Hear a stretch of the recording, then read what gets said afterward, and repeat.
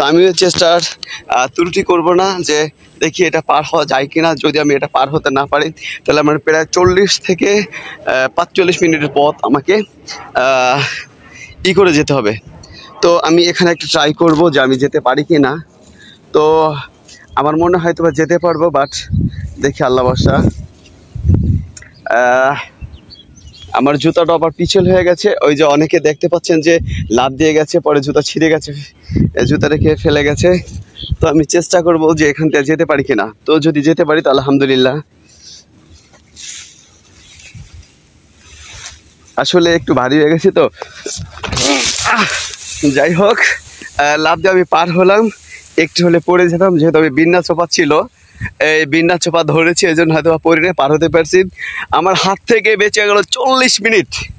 ঠিক আছে, তো আলহামদুলিল্লাহ, শুকরিয়া, কারণ সময়ের মূল্য আছে।